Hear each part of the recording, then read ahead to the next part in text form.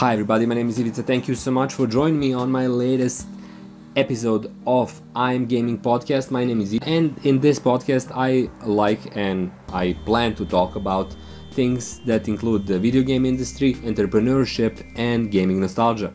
These all create, in my view, a space that is coherent and unified, even though sometimes the different topics might seem kind of offbeat or disjointed. In my view, they are a part of a greater whole, and that's why I wanted to I'm making this podcast to explore them all. Now, before we get into today's topic, which is service versus product, I'd like to give a huge shout out to a really cool YouTube channel called Shoutout Plays.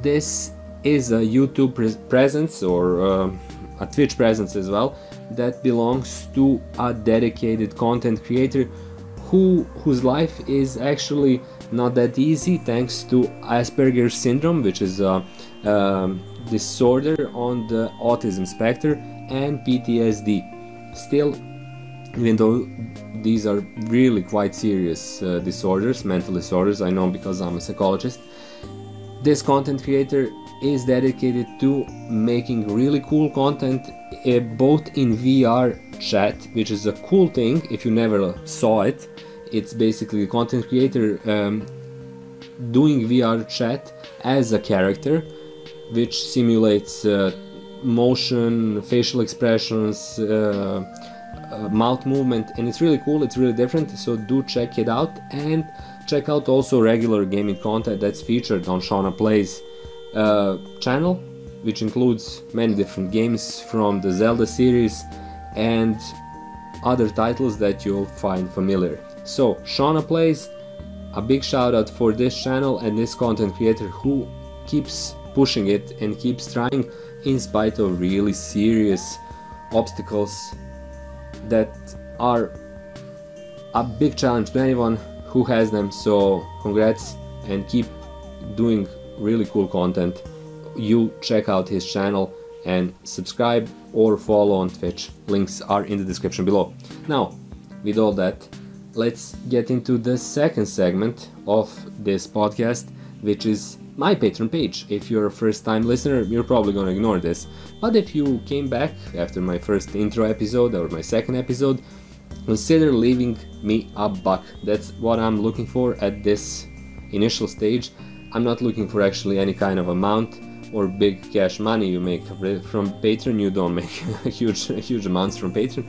I'm just looking to build a kind of a core community, and Patreon is an excellent way to do it. So if you have a buck to spare, please pledge it on my Patreon page. Link is also in the description below. I really appreciate it, and I would love to have you on board. Even this is going to be a premiere. Leave a comment on the live section at YouTube, or leave a comment in the video, and check out my Patreon page. I'm not offering too much in terms of perks and tier rankings and whatnot, so I'm basically looking for that $1 from you on a monthly basis. If you can spare it, I would be super helpful. It would be super helpful, and I would be super grateful. Now, with this huge intro behind us, let's talk about services and products.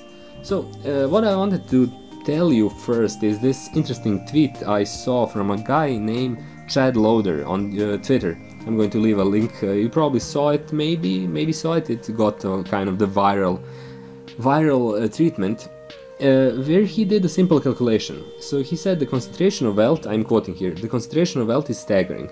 Let's say you earned $2,000 an hour and worked full-time from the birth of Jesus Christ to today. So that's over 2,000 years. Every day working full-time regular. Let's say you never paid taxes and you saved every penny. You'd have around $8.3 billion today. That would still make you less rich than 30 of the richest US citizens today.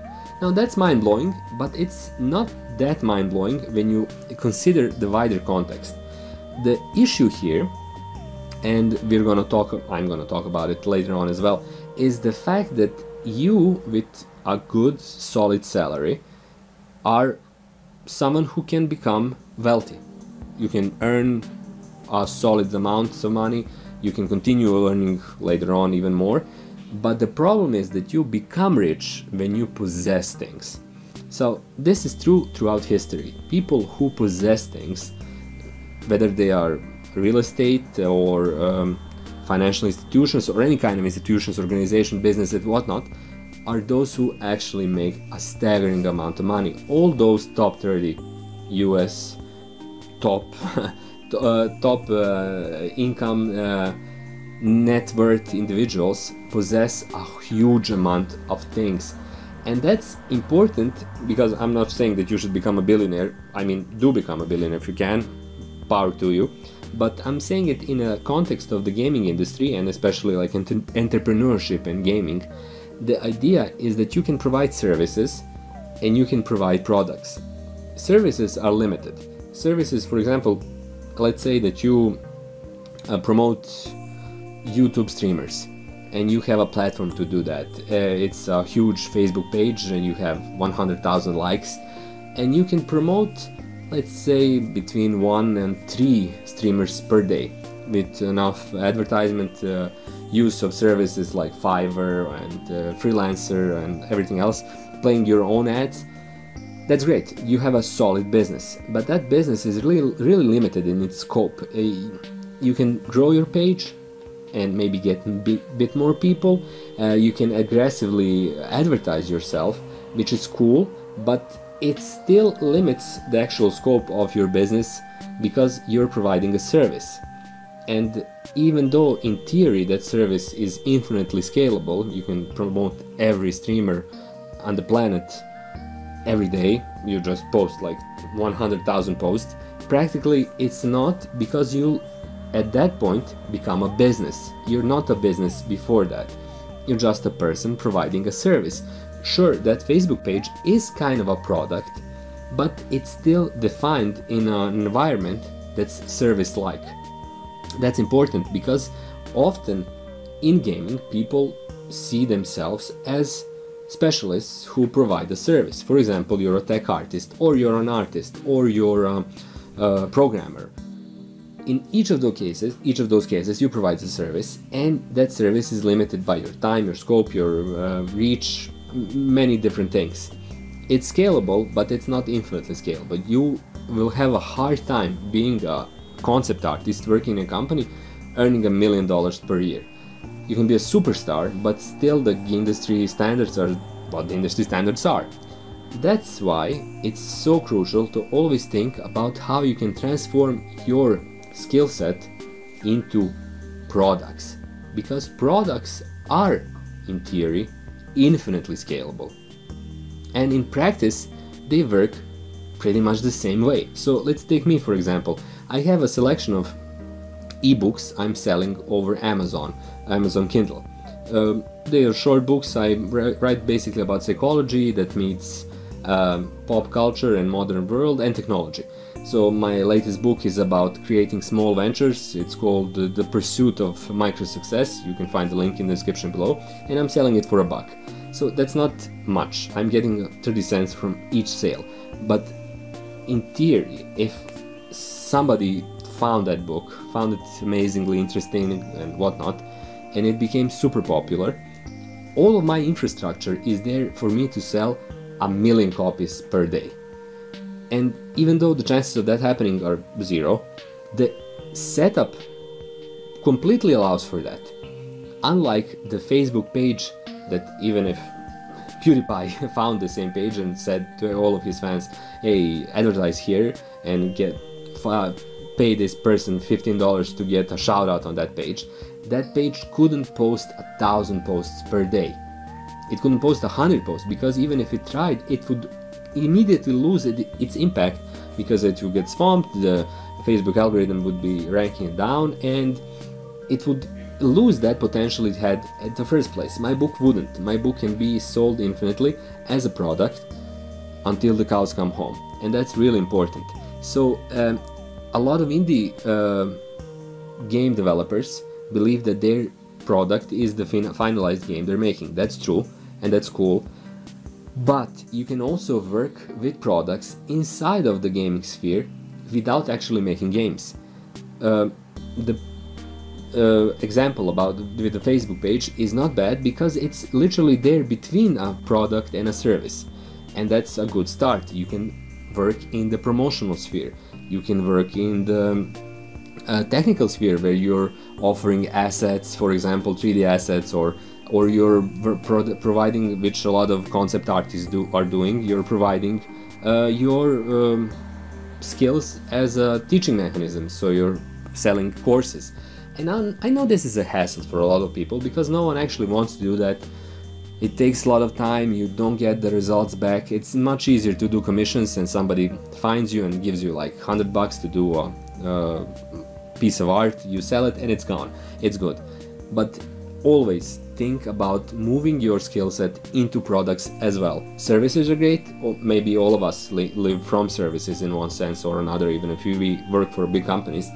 But products are something that should be in the back of your mind, that should be there as a potential that can develop into something huge. I'm not saying this as like become a millionaire from that, chances are 0 to none, 0 to really small, but I'm saying it as a thing that should be on your radar creatively and in terms of a venture.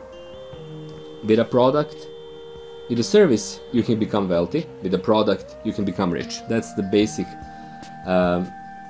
point of all of this, because salaries will only take you so far. Commissions will only take you so far. A product can take you sky high. And even if it doesn't, it's a viable additional means of income, which is completely detached from the services you provide on a day-to-day basis, either through freelance or commission or through a company. So think about services, but also think about products and how you can create them, how you can offer them to basically the entire world thanks to the internet today. That was all from this episode. Thank you so much for watching. I hope this was interesting to you. It was really interesting to me to kind of go through all of these ideas and try to place them in my mind. I'm often thinking about the idea of the product, how you can make products, how you can find niches, how you can develop and define what a product in that niche could be. It's an always changing, always mutating field. Chances are going to be there, they're going to multiply.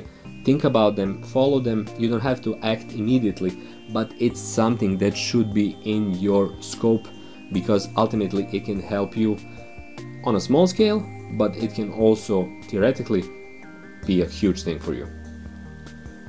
Thank you so much for listening. This was I'm Gaming Podcast episode 3. I'm really glad if you stuck through the whole thing.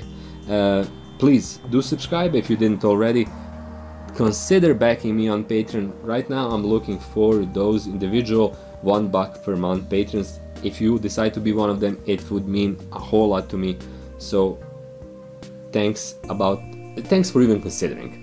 Also, don't forget to check out and subscribe to Shoutout Plays. Links are in the description below. If you like gaming, if you like VR chat, these streams and channels, YouTube and Twitch, will be something that you find interesting for sure. That's all for me. Another episode of I'm Gaming Podcast is over. My name is Ivica, and I'll see you next time on the new episode, hopefully really soon. Until then, bye bye.